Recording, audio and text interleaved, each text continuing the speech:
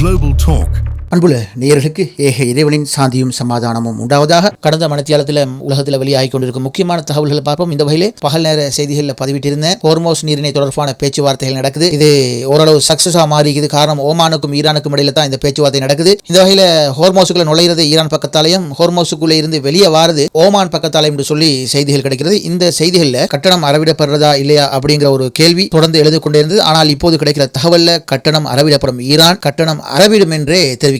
அதாவது ஹோர்மோஸுக்குள்ள ஒரு கப்பல் நுழையும் போது ஈரானுக்கு கட்டணம் செலுத்த வேண்டும், ஹோர்மோஸுக்குள்ள இருந்து வெளியே வர நேரத்தில் ஓமான் கட்டணம் செலுத்த தேவையில்லை அறிவிச்சுக்குது. ஆனா ஓமான் சர்வீஸ் சார்ஜ் தர வேண்டும் என்று சொல்லிக்குது. ஈரான் சொல்லிக்குது சர்வீஸ் சார்ஜ் ஒன்றும் இல்ல, கப்பல்கள் ஹோர்மோஸுக்குள்ள நுழைகிற நேரத்தில் செலுத்தப்படுற கட்டணத்திலிருந்து நாம ரெண்டு பேரும், அதாவது ஓமானும் ஈரானும் ஷேர் பண்ணிக்கொள்வோம் சொல்லி போட்டு மேலும் சொல்லிக்குது, உங்களை மாதிரி ஆக்களால் தான் ஈரான் பெரும் பொருளாதார அழிவை எதிர்நோக்கி இருக்கிறது. ஆகவே ஹோர்மோஸ்ல பெறப்படுற கட்டணம் ஈரானுடைய மீள் கட்டுமானங்களுக்கு பயன்படுத்துவோம் சொல்லி ஈரான் ஓமான்ட்ட சொல்லியிருக்குது. இந்த வகையில இந்த ஒப்பந்தம் எல்லாம் முடிந்து விட்டதாகவும், தற்போது ஈரானுடைய உச்சத்தலைவருடைய கையொப்பத்துக்காக, அதாவது அனுமதிக்காக காத்துக் கொண்டிருப்பதாகவும், எதிர்வரும் வெள்ளிக்கிழமை இந்த விடயம் அமலுக்கு வரும், அதன் பிறகு ஹோர்மோஸ் முழுமையாக திறக்கப்படும் என்று எதிர்பார்க்கப்படுகிறது என்று சொல்லி சர்வதேச செய்திகள் பேசி வருவது. இதற்கிடையில ஒரு செய்தி கிடைத்தது சகோதரர், நேற்று பார்த்த செய்தி. மசூத் பெஷக்ஷியன் பலமுறை ராஜினாமா செய்வதற்கு முயற்சி செய்ததாக தகவல்கள் வெளியாக இருந்தது. ஆனால் பிறகு மசூத் பெஷக்ஷியன் இந்த தகவல் ஒரு பொய்யானது என்று சொல்லி மறுத்துவிட்டார். ஆனால் நேற்று ஈரான் இன்டர்நேஷனல் ஒரு செய்தி வெளியிட்டிருந்தது. பெஷக்ஷியன் ஒரு வேற வேற விதமாக கதைக்கிறாராம். எப்படின்னு சொன்னா, சில மாதங்களுக்கு முன்னர் நான் உச்ச தலைவர்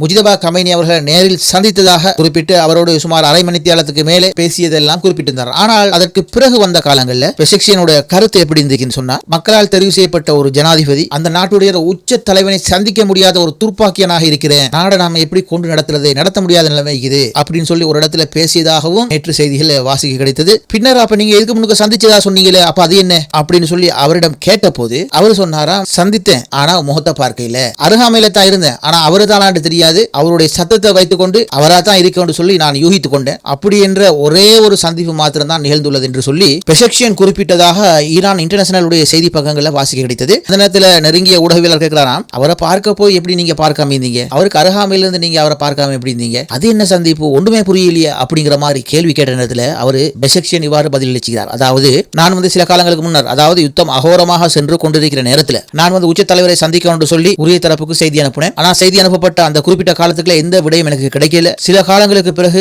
உச்ச தலைவர் உங்களை சந்திக்க இருக்கிறாரு அப்படின்னு சொல்லி, ஆனா நீங்க வளமையா சந்திக்கிற மாதிரி இந்த சந்திப்பு கிடையாது, உச்ச தலைவருடைய வாசஸ்தலத்திலேயோ அல்லது அவர் தற்போது வசிக்கிற உயர்மட்ட பாதுகாப்பு வலயத்திலேயோ நீங்க அவரை சந்திக்க மாட்டீங்க, ஒரு வித்தியாசமான முறையில தான் நீங்க அவரை சந்திக்க போறீங்க அப்படின்னு சொல்லி எனக்கு சில தகவல் ஆரம்பத்திலே வழங்கப்பட்டது. சரி, பரவாயில்ல, நான் ஏற்றுக்கொண்டு அவரோட பேசணும்னு சொல்லி அதன் பிறகு எனக்கு எனது பாதுகாப்பு தரப்பினரோடாக ஒரு செய்தி வந்தது. ஒரு வாகனத்தில், அதாவது எனது வாகனத்தில் ஏறிக்கொள்ள சொல்லி, எனது வாகனத்தில் ஏற வேண்டிய நேரத்தை முன்கூட்டியே ஏற்பாடு செய்திருக்கல நான். ஆனால் பாதுகாப்பு தரப்பினரோடாக செய்தி வந்தது, உடனடியாக உங்களுடைய வாகனத்தில் ஏறி சொன்ன இடத்துக்கு வாங்க என்று சொல்லி. பிறகு நாங்க ஒரு குறித்த இடத்துக்கு நாங்க போனோம். அங்கு போற நேரத்தில் அந்த இடத்துல இருந்து இன்னொரு வாகனத்தில் நம்மளை ஏற சொன்னாங்க. அங்க அந்த இடத்துல பின் பகுதியில், அதாவது பின் இருக்கையில என்ன அமர சொன்னாங்க. அது ஒரு வகையான புதிய வாகனம், முன்னால கருப்பு கண்ணாடிகள் இருந்துச்சு, இருட்டாக இருந்துச்சு. நான் அந்த வாகனத்துக்குள்ள ஏறிக்கொண்டேன், முழுவதும் இருட்டு. அந்த வாகனத்துக்குள்ள பக்கத்துல யாரோ ஒருவர் இருந்தாரு. பிறகு அந்த வாகனம் குறித்த இடத்துக்கு போச்சுது. அந்த இடத்துல சில நிமிடங்கள் நின்றது. அப்போது எனக்கு அருகில் இருந்தவர் பேச ஆரம்பித்தாரு. நானும் பேசினேன். அப்போதுதான் தெரியும் அதுதான் முஜிதபா கமைனி. ஆனால் அவருடைய முகம் எனக்கு தெளிவாக தென்படவே இல்லை, அந்த அளவு இருட்டாக இருந்தது. இருளுக்குள்ள இருந்து அவரோட சில விஷயங்களை பேசிக்கொண்டேன். ஆனா இன்னும் எனக்கு சந்தேகம் இருக்குது, அன்று அந்த இரு வாகன இருளுக்குள்ள ஏறி பேசின ஆள் உண்மையிலேயே முஜிதபா கமைனி தானா என்ற கேள்வி இருந்து கொண்டே இருக்குது. ஆனால் பேசிய குரல்களை வைத்து அவர்தான் என்று சொல்லி என்னால் ஓரளவு யூகிக்கக்கூடியதாக இருந்தது. சில நிமிடங்கள் சில முக்கியமான விஷயங்களை மாத்திரம் பேச சொல்லியிருந்தது. அந்த நிமிடங்களுக்குள் பேசி முடித்து விட்டேன். அவரும் சில விஷயங்களை பேசினார். அதன் பின்னர் நான் வாகனத்தில் இறங்குடன் வேறொரு வாகனத்தில் என்னை ஏற்றிவிட்டார்கள். உடனே எனது வாகனம் புறப்பட்டு சென்று விட்டது. அதன் பின்னர் அந்த இடத்துல என்ன இருக்குது, எது நடந்தது எதுவுமே எனக்கு தெரியாது. பின்னர் குறித்த தூரம் சென்ற போது எனது சொந்த வாகனம், அதாவது அரசினால் தரப்பட்ட அதிகாரப்பூர்வ வாகனம் நின்றது. பிறகு நான் இந்த வாகனத்தில், நான் வந்த வாகனத்திலிருந்து இறங்கி எனது அதிகாரப்பூர்வ வாகனத்தில் வந்து சேர்ந்தேன் என்று பெஷக்ஷியன் தனக்கு நெருக்கமான ஊடகவியலாளர்கிட்ட பேசிய செய்தியை நேற்று ஈரானிய பத்திரிகை வெளியிட்டிருந்தது. நேற்று இந்த விஷயத்தை பேசலாம் நினைச்சேன், ஆனா அதிகமான வேறு செய்திகள் பேசினதால் இந்த செய்தியை பேச கிடைக்கல. நான் இப்ப பேசினதே சுருக்கமாக, நடந்த விஷயத்தை மிக சுருக்கமாக உங்களுக்கு புரியும்படி பேசியிருக்கிறேன். அந்த அளவு இறுக்கமான ஒரு பாதுகாப்பு முஜிதபா கமைனிக்கு வழங்கப்பட்டிருக்கிறது. குறிப்பாக அவருடைய வாய்ஸ் ரெக்கார்ட் எதிலையுமே பதிவு செய்யப்படாத ஒரு முறையில் அவருடைய தற்போதைய உடல் அமைப்பு கூட வெளியே யாருக்குமே தெரியாத வகையில் அவருக்கான விசேட ராணுவ பிரிவு உச்ச பாதுகாப்பு கொடுத்து அவரை பாதுகாத்து வருகிறது என்று பெஷக்ஷியன் தெரிவித்திருந்தார். மேலும் அந்த செய்தியில் சொல்லப்படுவது அவருடைய குரலை வாய்ஸ் ரெக்கார்ட் எடுத்தா கூட அதிலிருந்து உள்ள அதிர்வலைகளை கொண்டு அது எப்படிப்பட்ட இடத்தில் பதிவு செய்யப்பட்டுள்ளது, அந்த மாதிரி ஒரு இடம் எங்கு இருக்கலாம், அந்த இடத்தில் உள்ள சூழலுடைய தன்மை, காற்றழுத்தம் போன்றவற்றை கொண்டு குறித்த ஒரு இடத்தை மிக நுணுக்கமாக கண்டுபிடிக்கிற சில துல்லியமான விஞ்ஞான முறைகள் எல்லாம் இன்று வளர்ந்துள்ளது. அது அமெரிக்காவிடம் உள்ளது என்று ஈரானுக்கு நன்கு தெரியுமா. ஆகவே இவ்வாறான அமெரிக்காவுடைய இஸ்ரேலுடைய புலனாய்வில் இருந்து விலகி நிற்கவே இவ்வளவு பெரிய பாதுகாப்பு முஜிதபா கமேனி அவர்களுக்கு வழங்கப்பட்டிருக்கிறது என்றும் அந்த செய்தியில இறுதியில் குறிப்பிடப்பட்டிருந்தது. இந்த செய்தியை பார்க்கும் போது இது உண்மையா பொய்யா திரைப்பட கதை போல எனக்கு இருந்துச்சு. இந்த வகையில் நான் வாசிச்ச செய்தியை உங்களுக்கு ஏற்றி வச்சுக்கிறேன். இதுல சொல்ல வந்த விஷயம் என்னன்னு சொன்னா, பெஷக்ஷியன் தான் ராஜினாமா செய்வோம் என்று சொல்லி முடிவெடுத்ததாகவும், ஆனா உச்ச தலைவருடைய சந்திப்புக்கு பிறகு, அதாவது இருள சந்தித்த பிறகு ராஜினாமா விஷயத்திலிருந்து அவர் சற்று விலகி நிற்பதாக என்று அவருடைய குடும்பத்தவர்கள் குறிப்பிட்டிருக்கின்றார்களாம். இந்த வகையில் தனது விருப்பத்தின்படி ராஜினாமா செய்ய முடியாத ஒரு ஜனாதிபதியாக தற்போது ஈரான் ஜனாதிபதி இருக்கிறார்கள் என்று பெஷக்ஷியன் குடும்பத்தில் உள்ள சிலருடைய விமர்சனமாக இருந்தது என்று சொல்லியும் செய்திகள் வருவது. மக்களால் தெரிவு செய்யப்பட்ட ஒரு ஜனாதிபதி ஒரு நாட்டுடைய உச்ச தலைவரை இவ்வாறு சந்திப்பது என்பது ஒரு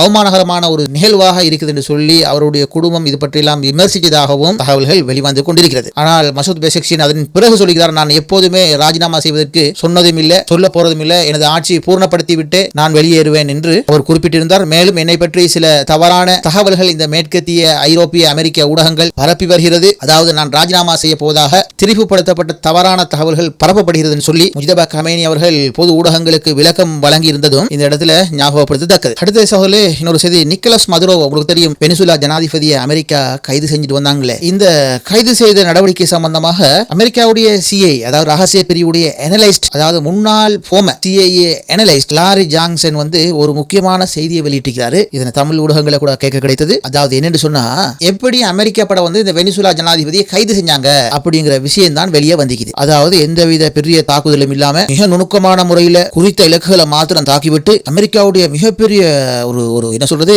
பயங்கரமான படை டெல்டா போர்சஸ் உள்ளே இறங்கி அந்த உச்ச பாதுகாப்பு மிக்க ஒரு ஜனாதிபதியை தூக்கிட்டு வந்தாங்க இந்த டெல்டா போர்சஸ். அந்த வகையில எப்படிப்பட்டவங்க இந்த அமெரிக்காவுடைய டெல்டா போர்சஸ் அப்படி எல்லாம் நம்ம ஊடகங்கள்ல படிச்சோம். ஆகவே இந்த டெல்டா போர்சஸ் நாளை ஈரானுடைய மரணித்த இந்த கொமேனியை கூட யுத்தம் ஆரம்பிச்சா இறங்கி தூக்கிட்டு வருவாங்க, அந்த அளவு திறமையானவங்க அப்படின்னு எல்லாம் நாம அந்த நேரத்தில், அதாவது வெனிசுலா ஜனாதிபதியை நாட்டுக்குள்ள புகுந்து தூக்கிட்டு வர நேரத்தில் ஊடகங்கள்ல இதெல்லாம் நம்ம பார்த்த கேட்ட விஷயங்கள். ஆனா இப்ப இந்த லாரி ஜாங்சன் முன்னாள் சிஐஏ அனலிஸ்ட் இவர் சொல்றாரு, அப்படியெல்லாம் ஒன்றும் கிடையாது. இந்த அமெரிக்கா டொனால்ட் ட்ரம்புடைய வட்டங்களை என்ன செஞ்சாங்களாம், நிக்கோலஸ் மதுரோட உச்ச பாதுகாப்பு பிரிவு மற்றும் அவருடைய டிரைவர் நெருங்கி சம்பந்தப்பட்டிருக்கிறவர்களோடு தொடர்பு கொண்டு பேரம் பேசினாங்களாம். அதாவது இத்தனை $1 மில்லியன் உங்களுக்கு தருவோம், எங்களுக்கு இவரை கைது செய்யறதுக்கான எல்லா விஷயங்களையும் லூஸ் பண்ணி தரணும், அதாவது நாங்க வருவோம் கைது செய்வோம், நீங்க எதிர்த்தாக்குதெல்லாம் செய்யக்கூடாது, விஷயங்களை சரியா காட்டி தரணும், அந்த மாதிரி ஒரு பிளானிங் ஒன்று உள்ளால ஒரு சில காலம் நடந்துக்குது. பணம் என்றால் பின்னமும் வாய் திறக்கும் என்பார்கள். இந்த வகையில நிக்கோலஸ் மதுரோவை சுத்தி இருந்தவங்க செஞ்ச துரோகம், அமெரிக்காவோட அந்த பிரமாண்டமான டெல்டா போர்சஸ் ஜனாதிபதி மதுரோவுடைய மாளிகைக்கு மேலே இறங்கி மதுரோவை அதிரடியாக கைது செய்து